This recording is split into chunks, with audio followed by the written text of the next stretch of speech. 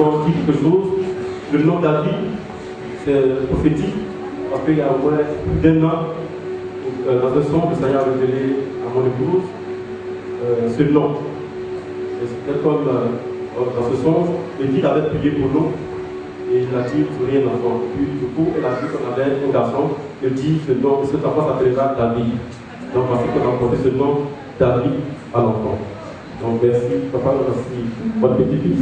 Amen. Gloire à Jésus.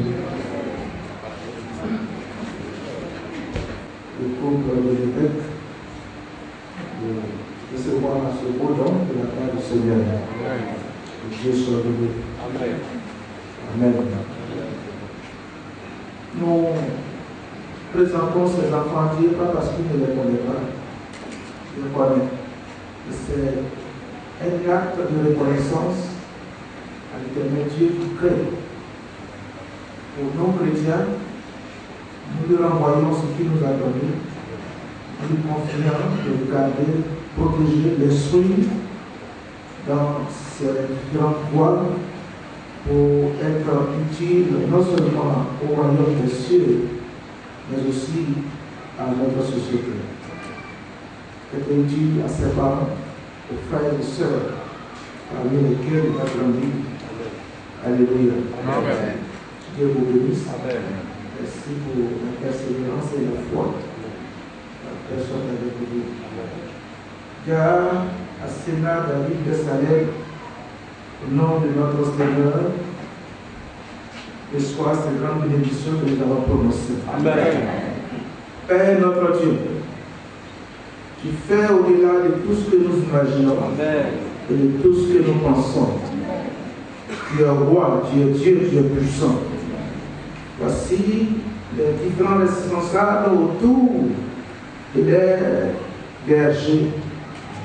En reconnaissance de cette grande œuvre à Sénat David Bessalem, je te prie Dieu de bénir la destinée de cet enfant. Amen. Que le nom qu'il porte ait une signification dans sa vie. Amen. Et qu'il marche et qu'il vit véritablement dans ces différents noms. Amen. On sait ce qui a été David, ton serviteur, un puissant roi. Amen. Qui est l'homme selon ton cœur. Amen. De Salem, c'est à lui que tu as donné l'esprit de sagesse, de créativité, d'imagination et d'invention pour construire le tabernacle. Amen. Bien que la vision a été confiée à ton serviteur Moïse, et il a bâti le temple conformément à la vision reçue.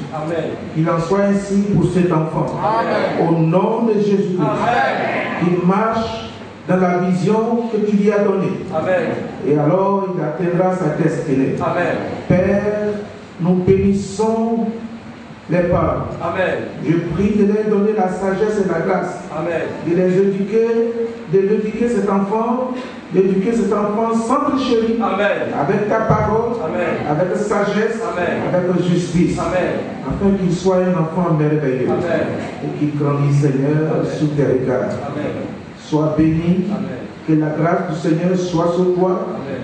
Et que Dieu te fasse triompher. Amen. De tous les obstacles qui existent dans ce monde. Amen. Sois un homme, un guerrier, amen, un roi, amen, qui règne. Amen. Que la grâce, la paix de notre Seigneur Jésus soit sur toi à jamais. Au nom de Jésus-Christ. Amen. Amen.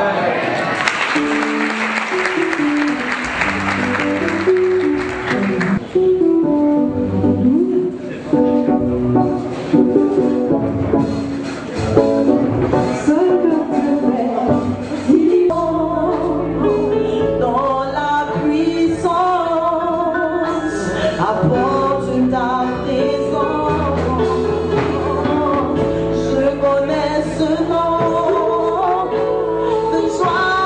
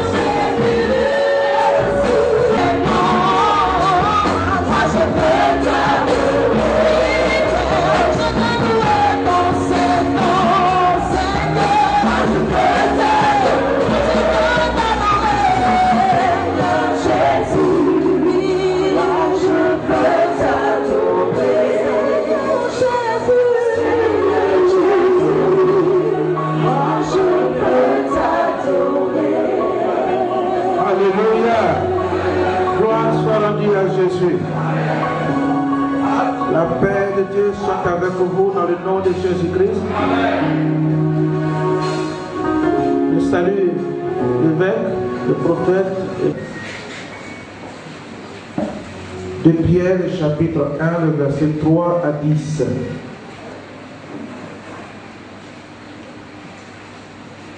De Pierre 1, 3 à 10.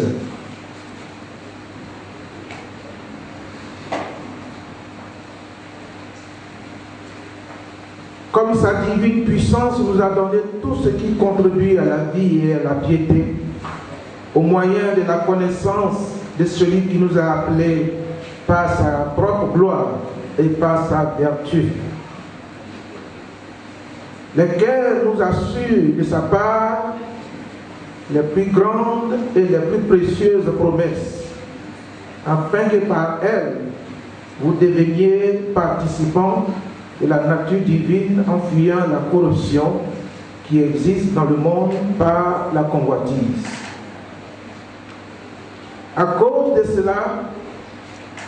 cela même, faites tous vos efforts pour joindre à votre foi la vertu, à la vertu à la science à la tempérance, à la tempérance la patience, la piété, à la piété l'amour fraternel, à l'amour fraternel la charité.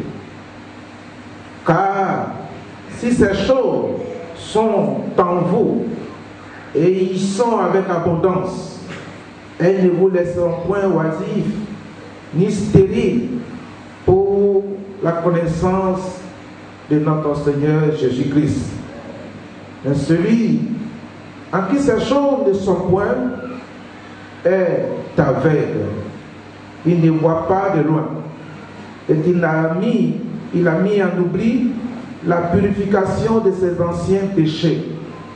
C'est pourquoi, frères, appliquez-vous d'autant plus qu'affermir votre vocation et votre élection. Car en faisant cela, vous ne broncherez jamais.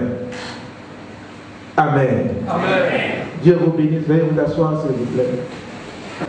Merci. Je sais que ça coûte de l'argent. Ça coûte de l'argent, mais sachez que c'est l'argent semé. Amen. Vous parlez sur un terme très important. Donc c'est une étude, ce n'est pas une prédication. Si vous avez vos cahiers, vous pouvez les prendre. Je vais parler des 7 étapes de la maturité chrétienne.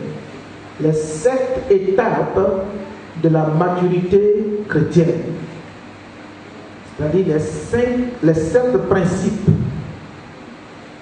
qu'on atteint étape par étape de la maturité chrétienne. Quand on parle de la maturité chrétienne, on veut parler de celui ou celle qui est mûr dans la foi. Un chrétien enseigné, éduqué, connaissance, bien qu'on ne peut pas connaître Dieu à 100%, ce qu'il lui faut pour servir Dieu et marcher dans ce monde. Connaître la différence de ce qui vient de Dieu, de ce qui ne vient pas de Dieu. Connaître aussi la différence de notre propre volonté, de ce que nous voulons faire pour le Seigneur et ce que Dieu veut que nous fassions pour lui. Amen. Amen. C'est ça la maturité. Je me souviens, je ne sais pas en quelle année je vous ai prêché le verset 3 de ce chapitre que nous venons, de ce texte que nous venons de lire, mais c'est un autre message que nous voulons donner ce matin, selon l'inspiration du Saint-Esprit. Je reprends. Comme sa divine puissance nous a donné tout ce qui contribue à la vie et à la piété. Au moyen de quoi? De la connaissance de celui qui nous a appelés par sa propre gloire et par sa vertu. Vous voyez? Sa divine puissance, c'est-à-dire la divine puissance de Dieu, nous a donné tout ce qui contribue à la vie à la vie et à la piété. À la vie, c'est-à-dire pour vivre et vivre bien et heureux. Aimer la vie que nous menions. Plaire à Dieu. Aller faire son travail avec joie et avec succès.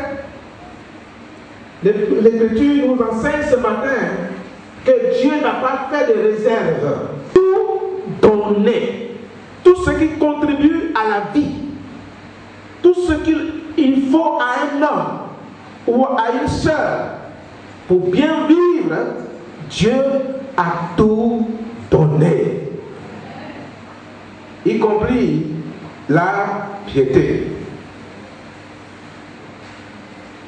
Par le moyen de la connaissance. Dites la connaissance. Dites la connaissance. Gloire à Jésus-Christ. Cela est très important. La connaissance de qui? De respecter les tests. De qui? Respectez ce que nous venons de lire, s'il vous plaît. La connaissance de qui? De celui qui nous a appelés à sa propre gloire et par sa vertu. Alléluia. Gloire à Jésus-Christ. Ceci est très important, bien-aimé, pour le chrétien qui attend un résultat de sa vie chrétienne. Qui est-ce qui attend un résultat? Ok. Vous voyez, certaines de nos prières semblent ne pas être exaucées.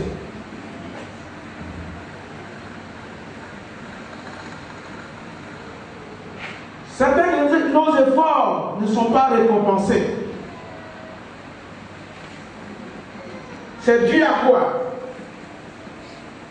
D'abord, Dieu ne veut pas que nous le servions dans l'ignorance. Le chrétien qui ignore, c'est le but de son existence.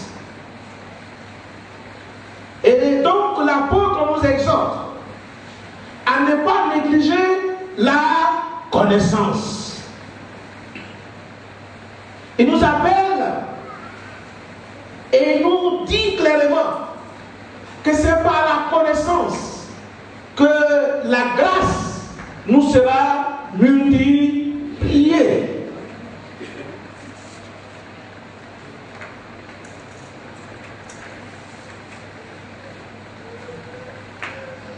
C'est par la connaissance. La grâce, c'est quoi? C'est la faveur.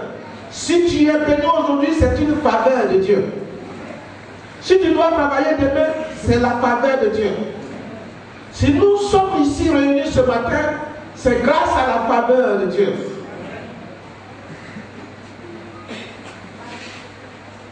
Si certains sont heureux dans leur travail, c'est Dieu qui leur accorde cela. Ceux qui sont heureux dans les études, c'est Dieu qui les accorde. Ainsi, si nous voulons atteindre la maturité, nous ne pouvons pas ignorer la connaissance. Énumérer 7 choses. Premièrement, il parle de la vertu. La vertu, c'est la capacité à faire du bien. Ça, c'est la première étape. La capacité à faire du bien.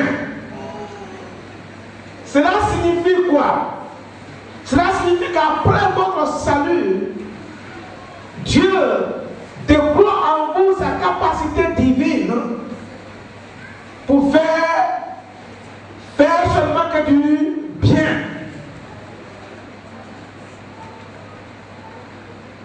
Et la bienfaisance se traduit pas seulement dans l'adoration, ni dans la lecture de la parole de Dieu.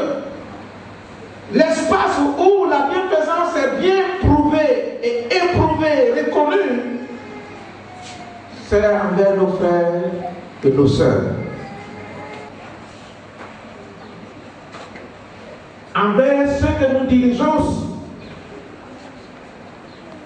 nous sommes condamnés à ne faire que du bien dans la vie que Dieu nous a donnée. Faire du bien. Du bien. En effet, tous ceux qui veulent atteindre la maturité, vous êtes obligés de passer par ce chemin. Celui qui veut être mûr demain, il doit passer par ce chemin. Parce que au fur et à mesure que nous grandissons avec le Seigneur ou dans le Seigneur, la capacité divine se déploie au fur et à mesure en nous. Et Dieu nous accorde sa grâce de faire du bien des uns et des autres. Faire du bien, cela doit venir du cœur de l'homme où Dieu siège. Si notre cœur est rempli de cette qualité, alors vous commencez ainsi à attirer la présence et la faveur de Dieu sur vous-même. Parce que plus vous faites du bien, Dieu vous fera du bien. Parce qu'il est écrit, celui qui arrose sera lui-même arrosé. Si tu es violent, tu trouveras des hommes et des femmes violents devant toi. Si tu es bon, Dieu mettra des hommes et des femmes bons devant toi, sur ton chemin.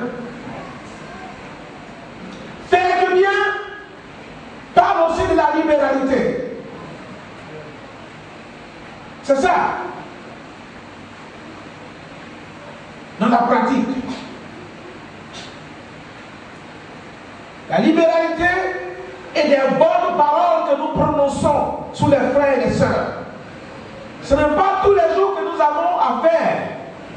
Parce que nous sommes dans une situation difficile. À ceux qui vous entourent, ils diront, c'est vrai qu'il a quitté à cause des paroles d'exhortation qui sont sorties de sa bouche. Le chrétien doit savoir sauver son entourage par les bonnes paroles. Doit savoir gagner son entourage. Voilà. Car alléluia. Ainsi, si chacun de nous ici fait du bien à son prochain ou à son voisin,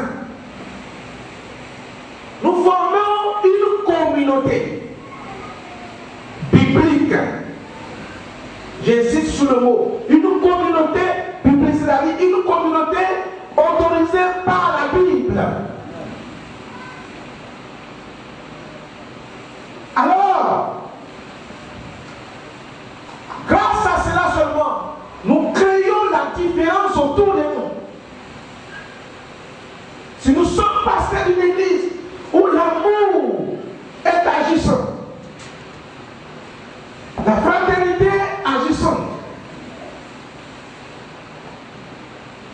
nous sommes partis pour être aimés par les vrais chrétiens.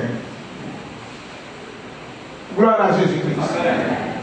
Voici la première étape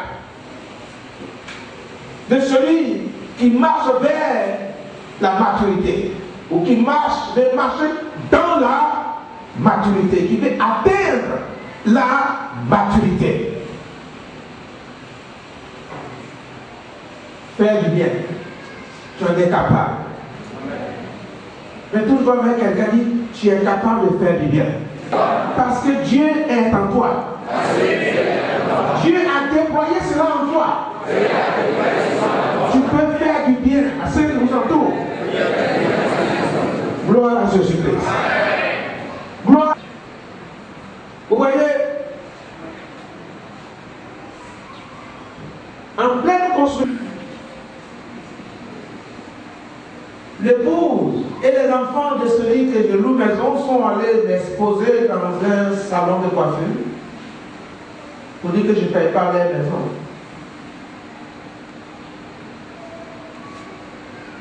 Malheureusement pour eux, comme ici d'ailleurs, les jours où les Robson sont venus, il y a une dame qui m'a descendu dans un taxi, c'est pas que le taximètre me connaît. Tout ce qu'elle a dit, le taximètre m'a raconté tout. Ici à Yamoussoukro. Et je connais bien cette dame. Mais que Dieu pardonne sa cérémonie. Amen. Que je ne paye pas la maison. Lorsque j'ai été informé,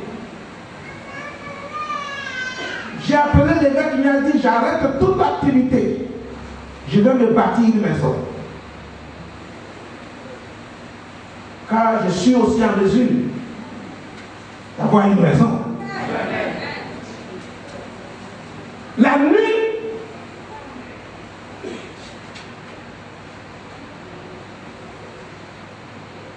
par la sagesse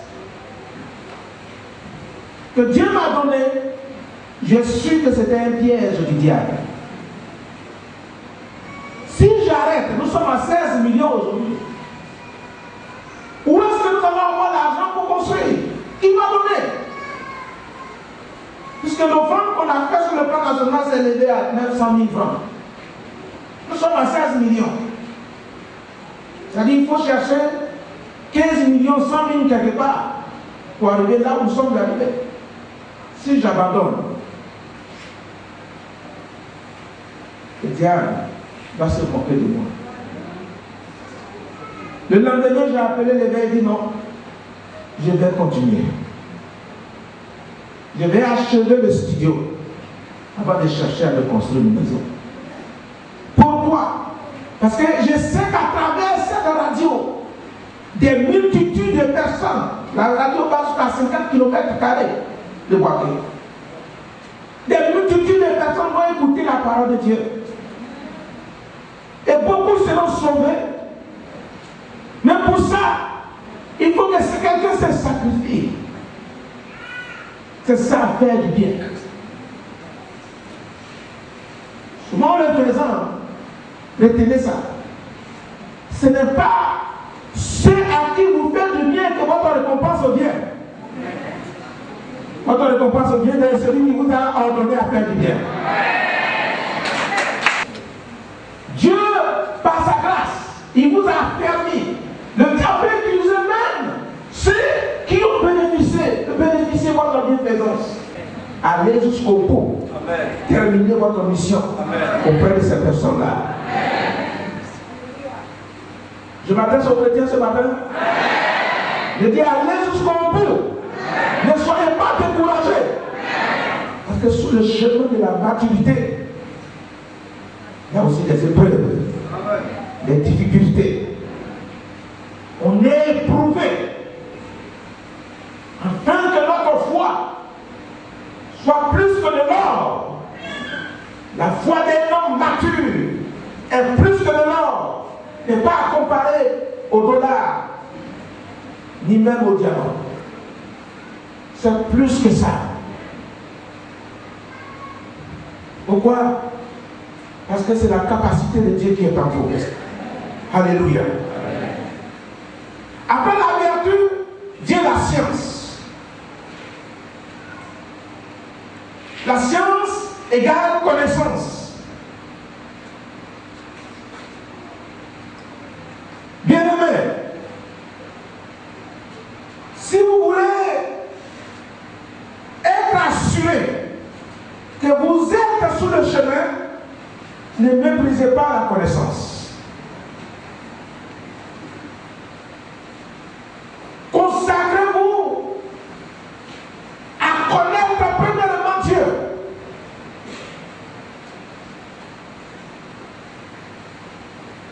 C'est de ça qu'il s'agit ici.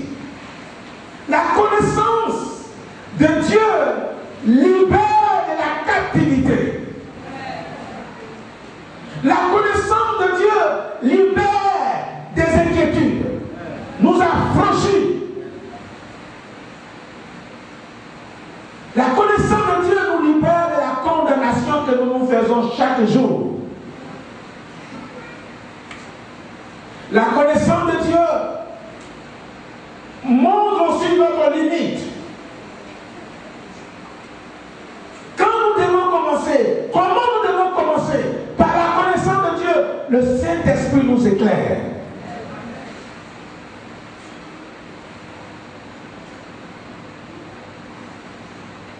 Et en connaissant Jésus,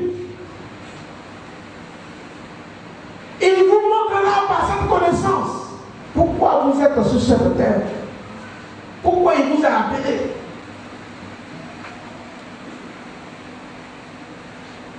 La connaissance.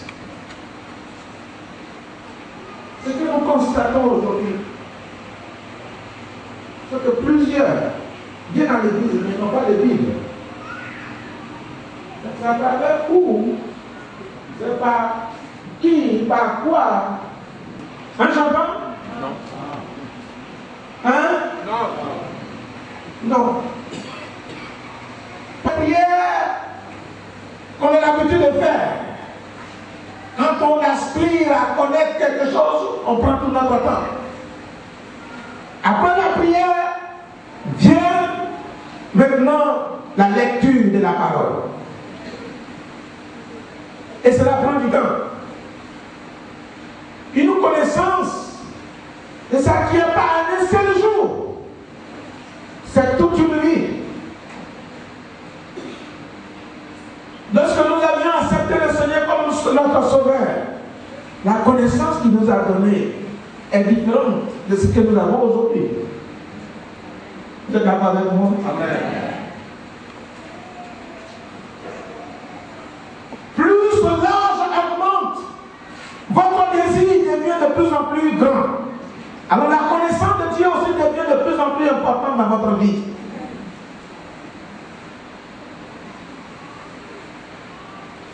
En ce moment-là, vous saurez ce que vous avez à faire. Et pourquoi vous devez le faire. Et comment vous devez le faire. Vous êtes un homme sûr. Vous savez où vous allez. Et rien, j'insiste là-dessus, rien ne peut perturber un homme mûr. Parce qu'il a déjà traversé tout. C'est pourquoi on appelle un homme mûr. Un homme mûr, il a commencé. C'est en marchant que la maturité vient. En marchant avec Dieu. Marcher avec Dieu signifie également d'apprendre. Apprendre à le connaître. Car si nous connaissons Dieu, nous nous connaissons mieux. Gloire à Jésus. Amen. Gloire à Jésus. Amen. Gloire à Jésus. Amen. C'est pourquoi là où on fait des études, ne négligez pas. Là où vous devez prendre le temps, faire un programme dans votre immense occupation, vous devez avoir un temps personnel avec Dieu et vous-même.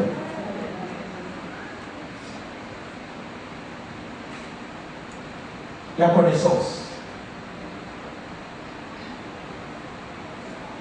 Bien-aimé, il a dit quoi? Si ces choses, je vais y arriver là, si ces choses sont habitent en vous de façon abondante, ces choses ne vous laisseront pas stériles.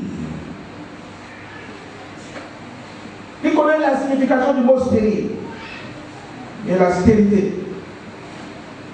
Nous savons que celui qui n'en manque pas. Oui, dans le monde, hein, qui ne produit pas. Quand on dit un homme est stérile, une femme est stérile qui ne produit pas d'enfants ou de fruits.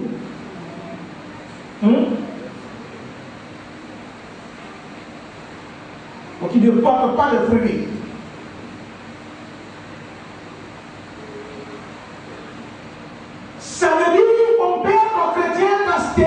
sur le plan spirituel, si ces choses ne sont pas en nous.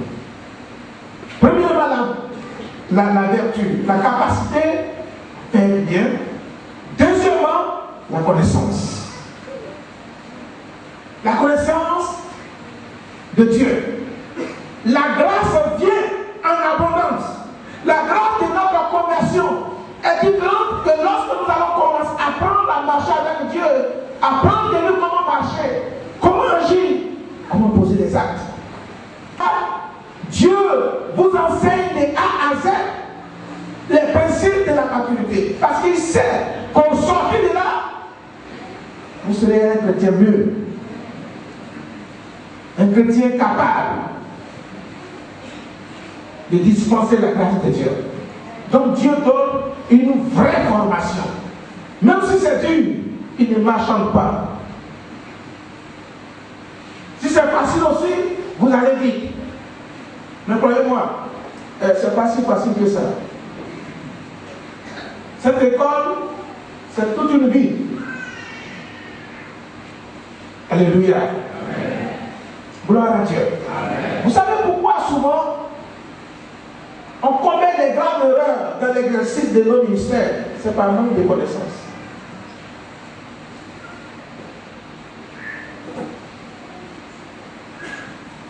L'apôtre Paul a dit, ce que je vous communique, ce n'est pas un homme qui me l'a enseigné. Je l'ai reçu du Seigneur par une révélation. L'esprit de la connaissance est entré en lui. Et comment on reçoit la révélation? Il y a deux manières. Il y en a plusieurs, mais je vais souligner deux. C'est-à-dire, premièrement,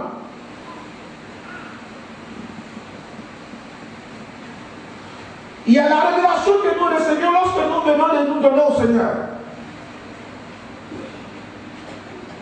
Ça, ce sont des révélations préliminaires, des révélations premières.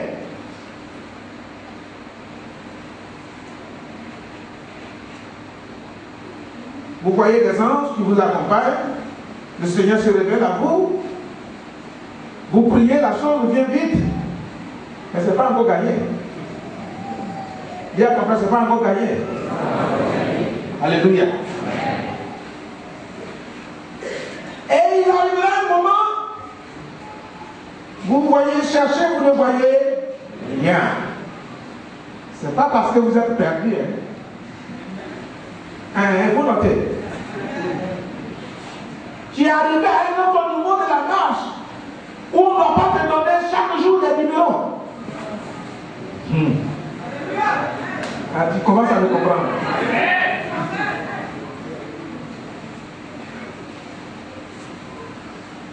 Le fait de ne rien voir, ne rien sentir, parce que l'être humain est senti d'abord, hey, yo, c'est vrai.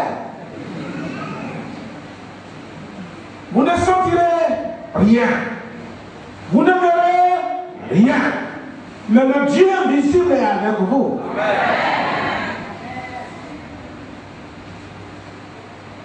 Ce n'est pas toujours qu'il doit descendre. Ah, courage mon fils, je suis avec toi. Vous vous souvenez quand la guerre s'est éclatée, quand je partais en Afrique du Sud, j'attendais mon vol à Abidjan et que nous étions tous troublés, particulièrement moi. J'ai commencé à réfléchir sur mon avenir, du ministère et tout. Un ange est descendu en pays, il s'est habillé comme les régalés aussi, et les militaires, entré. Il me dit, lève-toi et mets-toi au travail. Oh Seigneur, c'est l'exhortation que tu m'as donnée. Lorsque j'ai entendu, il dit, ok Seigneur, j'ai compris. Et vous avez vu pendant la crise comment on a parcouru ce pays avec l'évangile de notre Seigneur Jésus. D'Abidjan jusqu'à Mans, l'évangile est prêché. D'ici jusqu'à Soubré, l'évangile est prêché avec l'équipe d'évangélisation. Tout ce qu'on avait comme argent, on a tous semé dans l'évangélisation. En laissant ma famille dans le marché Mauvais, dans les ordures, où les moustiques piquent, où les enfants tombent malades à tout moment, parce que mal logés.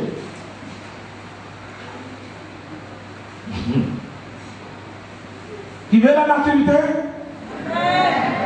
Dites-moi, quel est le planteur qui ne transpire pas et puis à la fin de l'année, ça va faire la récolte? Donnez-moi son nom. Celui qui est dans son salon et par la grâce de Dieu, par la foi en Jésus-Christ, il ne travaille pas, il ne laboure pas, il ne plante rien.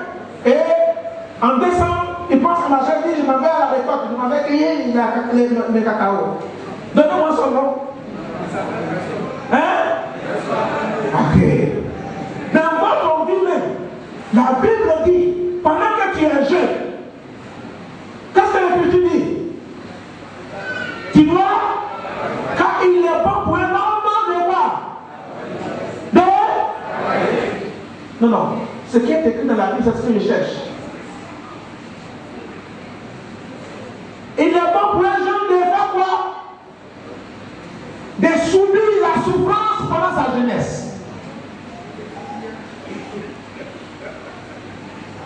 Quand vous allez aux États-Unis, au Canada, les plus riches, c'est ceux qui ont 65 ans. Les jeunes travaillent pour stocker l'argent. L'État prend le taxe. Quand ils auront 65 ans avant d'aller à leurs vacances, tous les restants de leurs taxes, l'État leur verse ça. Pour ceux qui ont l'argent, ils achètent des avions, d'autres s'achètent des bateaux, d'autres s'achètent des cannabis, ils se promènent pendant 10 ans et puis ils viennent se reposer. Pendant le travail, vous mangez. Mais 10 ans de repos, de jouissance, de joie, de vivre ce que vous avez semé, frère, où personne ne retient votre argent. Parce qu'une fois en mouton, on ne retient plus rien. Vous dépensez ce que vous voulez. Vous vivez comme vous voulez. Personne ne va te dire, oriente ton argent comme ça ou comme ça. Tu es maître, répète après moi, de tes propres biens. Allez, que c'est le temps de la séquence. C'est pour dire que pour que la vie chrétienne puisse connaître un résultat, il faut passer par le chemin. Alléluia. Amen. Gloire à Jésus. Amen. Pour ceux qui veulent avoir les bacs, ils sont allés à l'école. Ils ne sont pas allés labourer dans les champs des manioc. Chaque chose a son chemin. Vous les voyez se diriger où M. Aimé enseigne les mathématiques. Ah, et moi, on dit, ici là, on ne pique pas. Le mathématicien aussi, c'est là, il dit, bon, Major, le Seigneur s'est révélé à moi et dit de venir te remplacer. Il va dire, mon fils. Ici là, c'est pas la mathématique, c'est pas la mathématique, mais c'est la connaissance en médecine. Il faut avoir d'abord la connaissance avant d'y entrer. Sinon, tu vas tuer tout le monde ici. C'est pas le même monde. Alléluia. C'est la même chose. Quand vous avez un désir, ce que vous devez faire, votre pensée, votre cœur, est consacré à la réalisation de ce désir. Et pour ça, vous déployez tous les moyens pour l'accomplir. Cela est très important. Amen. Après la science, vient la tempérance. Dis à ton frère la tempérance. La tempérance signifie être modéré. Alléluia. Amen. Être modéré. Ça signifie quoi le mot? Ce qu'on dit dans le français au courant, sois cool. Dans le milieu des hommes. Alléluia, sois cool. C'est-à-dire, quand un homme traverse ces différentes étapes que nous sommes en train de citer, il sort en étant une nouvelle personne. Ou un autre homme. Tout change. Les vengeances personnelles. Avoir la richesse par la force. S'il n'y a pas de solution, eh bien on s'achète des calaches et on s'arrête arrêtez-vous ici. Frère, ce n'est pas là qu'on cherche l'argent, tu es un lâche. Ceux que tu arrêtes là, ils ont travaillé. Gloire à Jésus. Amen. Il faut être modéré dans ta vie chrétienne. Il ne faut pas être dur toute la vie.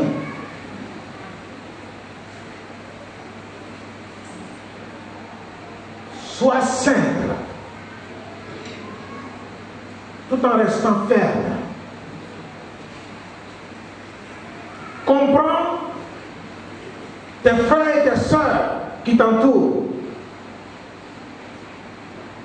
Vous n'avez pas le même niveau de la maturité. Vous n'avez pas le même niveau de la sagesse.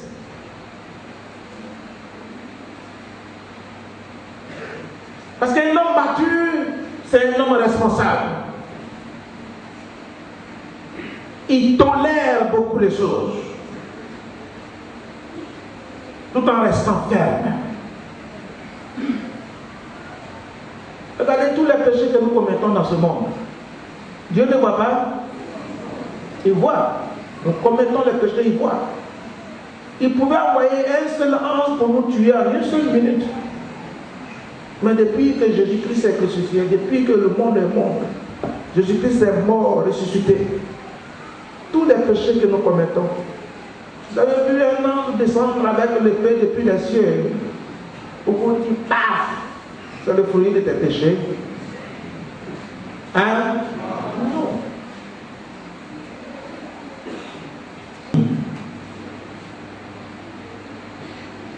Tous tes enfants ne feront pas ce que tu veux.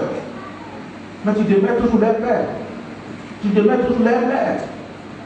Tu ne peux pas les renier parce que ce n'est pas un autre qui les a enfantés.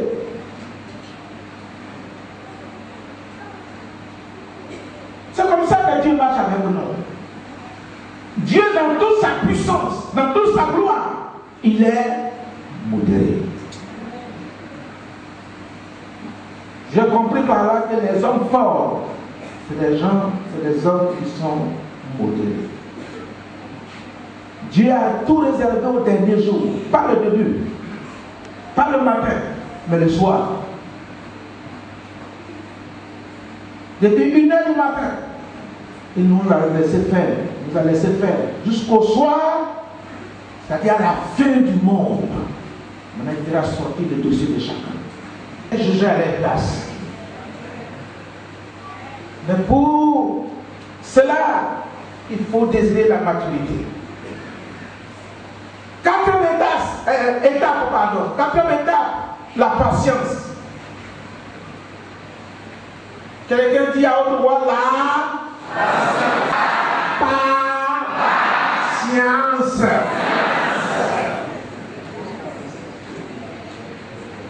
Waouh, la patience.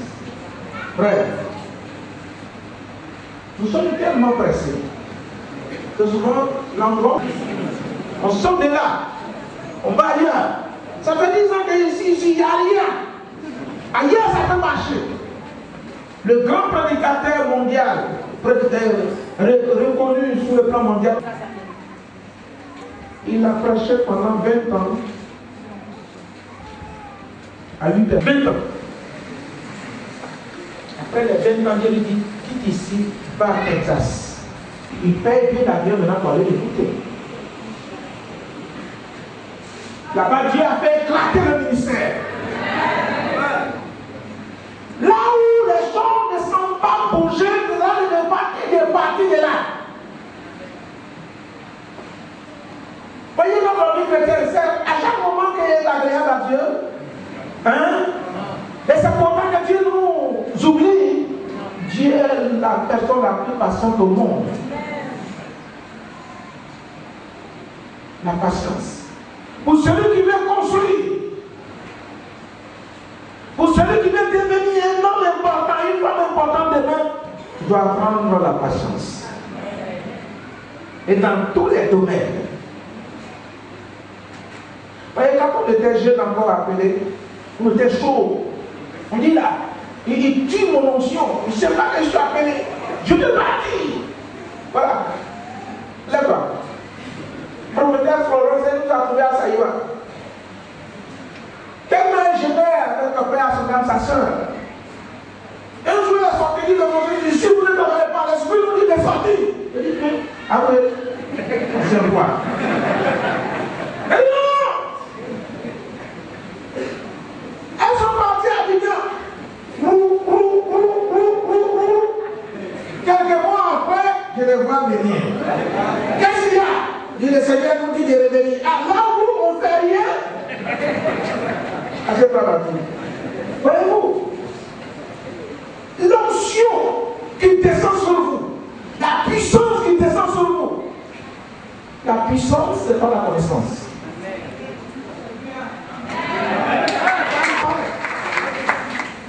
Si tu es rempli de la puissance, la patience t'oblige à connaître Dieu avant de sortir. Tu vas aller chercher quoi? Des gens comme ça. On n'a pas connaître Dieu dans ça. Même les gens vont connaître Dieu. Pourquoi il faut qu'on s'appelle mon corps? Il dit rien. La puissance est là, mais tu es muet. Une puissance muette. Qui ne s'exprime pas. Or, ceux que Dieu a appelés, ce sont ceux qui ont connu Dieu avant d'aller le prêcher. C'est vrai que je vous ai envoyé, vous avez chassé les démons et tout ça, restez ici. C'est pas fini, hein. Ne sortez pas. Vous êtes encore prêts. Restez ici jusqu'à ce que le digba divin arrive. Alléluia. 24 jours après, ils ont vu descendre le Saint-Esprit. Et la Bible dit quoi? Ils ont été remplis du Saint-Esprit. Maintenant, à Jérusalem, ils ont commencé à prêcher. À Samarie, Judée, dans toutes les extrémités de la terre. L'histoire nous apprend qu'en 200 ans, les apôtres ont évangélisé le monde entier.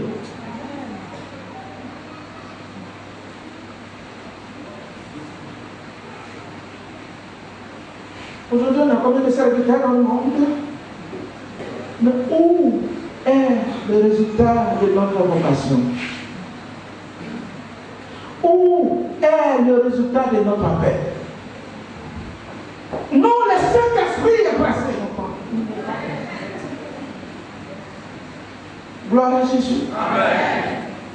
Gloire à Jésus. Amen. Dis à ton frère la patience. Dis à ton frère la patience.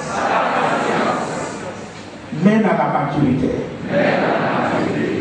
Oh, il est encore là, prendre des décisions. Écoutez, moi je ne peux pas rester là, il est pas mourant. C'est ce qu'on me disait avant, parce que quand j'étais arrivé, j'étais en train d'étudier la Bible.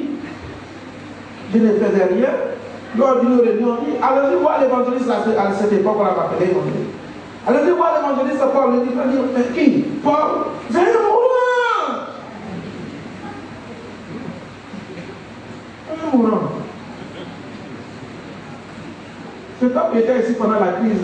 Il était venu ici, d'Abidjan, pour venir prêcher ici. Il m'a rendu hommage. Maintenant, il rend hommage. Mais avant, j'étais là. Frère, quand vous ne savez pas ce que vous devez faire, attendez. Amen. Attends. Sinon, tu vas gaspiller ta force pour rien. Et tu risques d'être tombé malade, et mourir avant ton âge. Exhorte, humblement, je te dis que tu ne peux pas. Dieu restera toujours Dieu. Amen. La patience, qui a compris la patience? La patience. Je ne vais pas nommer, il y a un de mes collaborateurs, il était venu auprès de moi 3 mois après Abidjan. Il dit non, ici je ne fais rien, je vais être affecté. Il a commencé à s'aligner avec mes adversaires. Il dit bon, quand cela ne tienne, tiens, va dans telle église. Il dit 40 personnes.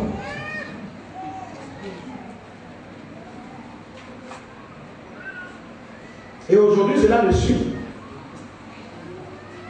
Pourquoi? Parce qu'il a raté, il a été impatient le temps de sa formation, le temps des épreuves, le temps de la probation. Il est impatient. Et ça suit, ça le suit. Donc tout le lit, tout le monde a les grandes églises, sauf lui. Pas le temps. C'est vrai.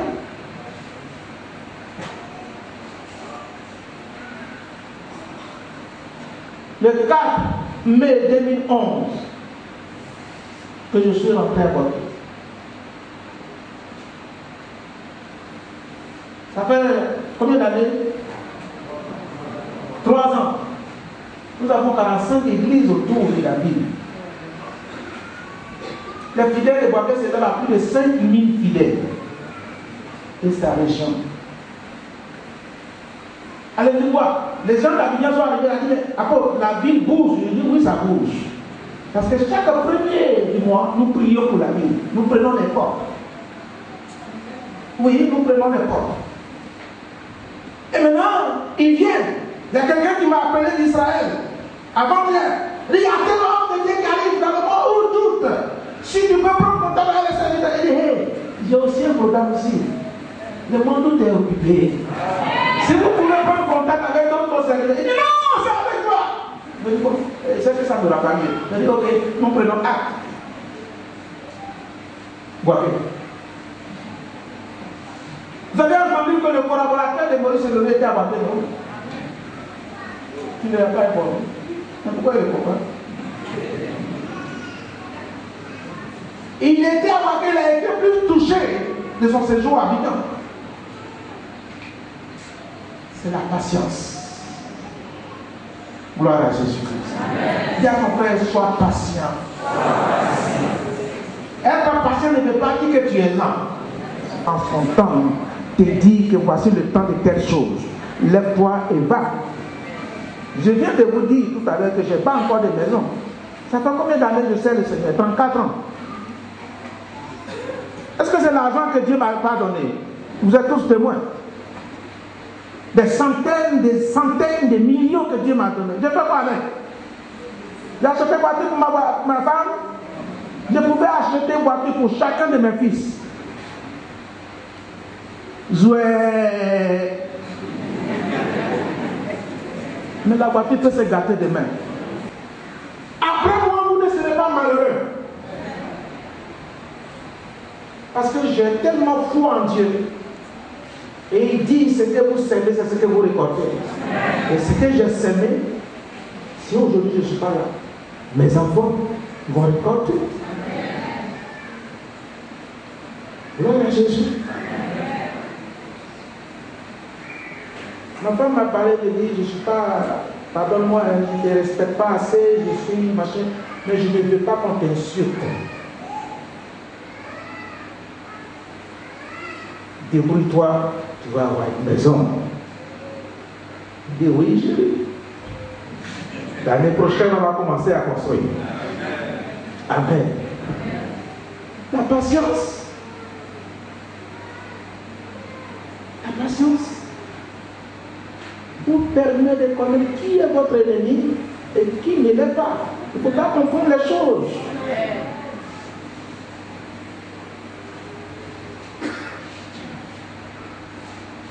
La patience vous permet de connaître que les plus choses ne sont pas les plus vraies.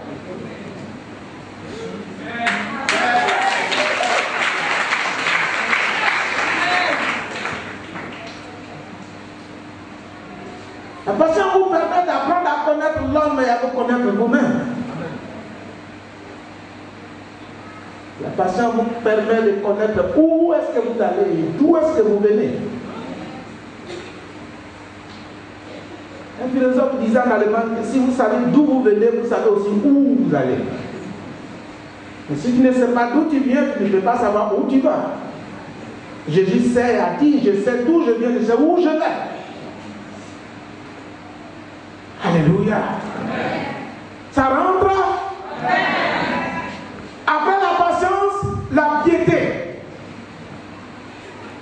La piété. Qui signifie sentiment de dévotion et de respect pour Dieu et pour les choses de la religion.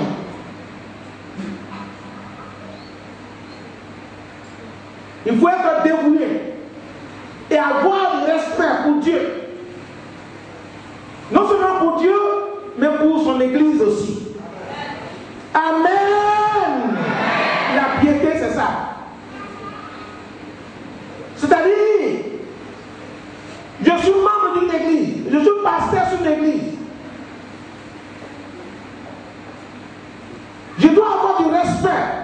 pour le Dieu que je viens adorer.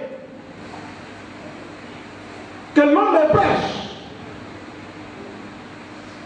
En plus, je dois respecter l'Église qui est l'épouse de notre Seigneur Jésus-Christ. Ça veut dire quoi? Si nous voulons pousser loin, l'Église est notre mère. Si Jésus-Christ est notre Père, son épouse, c'est l'Église. Vous et moi, nous sommes fils de qui? Et l'Église que tu fréquentes, les hommes de Dieu qui te prêchent l'Évangile, tu dois les respecter. Vous savez aussi qu'à ce niveau-là, il y a le respect en apparence. Il y a celui qui vient du cœur. C'est-à-dire le respect qu'on donne quand on est présent et ce qu'on donne quand on n'est pas là. Ça peut dire respect, tu attends derrière, attends l'éducation de la grâce. Il faut ramasser maintenant. Ça tombe derrière, ça tombe devant, à gauche, à droite, tout est rempli. La grâce descend seulement. Pourquoi? Parce que Dieu sait que vous n'êtes pas quelqu'un qui gaspille les œuvres spirituelles, les choses spirituelles. Il sait que vous êtes passé dans son école. La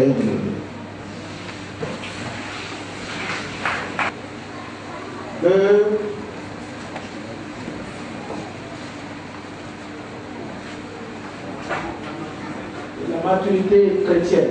Aujourd'hui, je nourris votre tête, votre cœur. Et que les deux marchent ensemble. Hein? Amen.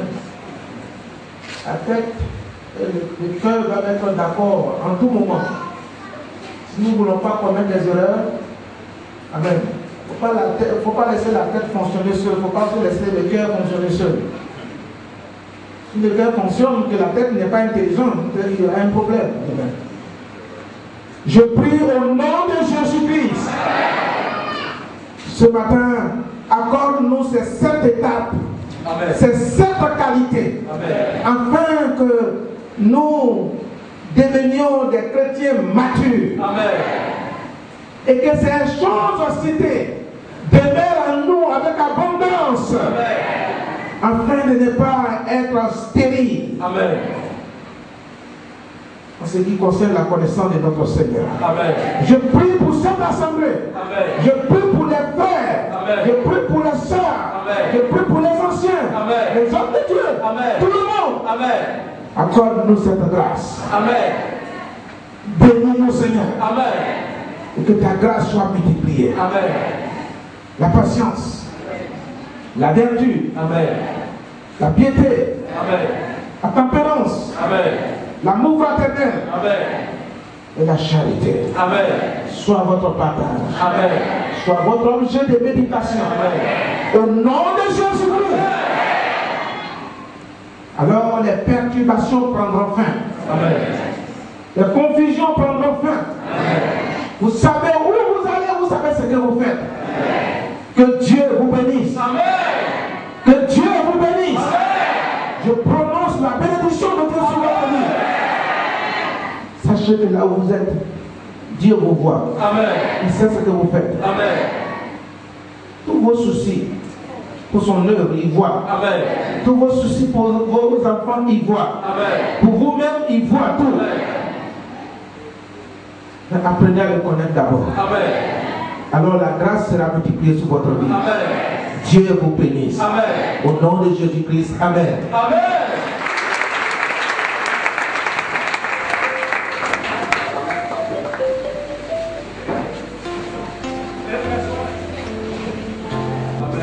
Je prie que ma vie soit une fleur, un parfum de bonne odeur. Nous venons à travers des que ma vie soit une fleur, un parfum de bonne odeur. Chacun dans le nom de Jésus. Que ma vie soit une fleur, un parfum de bonne odeur. Que ma vie soit une fleur, un parfum de bonne odeur. Tu les bénisses de toutes sortes de bénédictions. Que ma vie soit une fleur,